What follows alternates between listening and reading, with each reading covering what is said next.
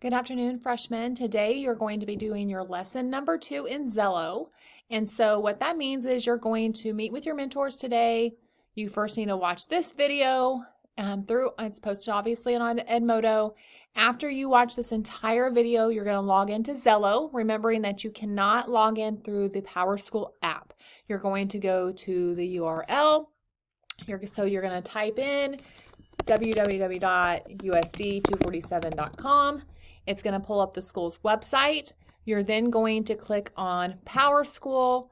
You're going to log into PowerSchool. When you get logged in, you're going to see a little box with an arrow at the top right-hand corner. That's going to prompt you to log into Zello.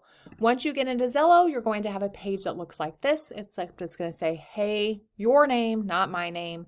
You're going to scroll down to It's going to have the personality style should be completed, so it's going to have exploring career factors as your next option. So you're going to click on that. You're going to complete this lesson in entirety, and then on the right-hand side, you will see lesson number 2, exploring career factors, as the assignment. So step number 1, complete the exploring career factors lesson.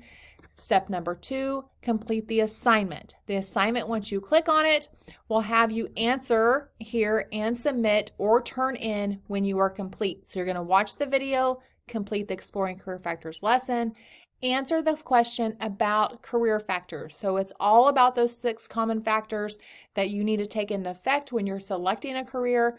Once you are finished with that, you're going to give the answer here, turn it in, and then you are finished.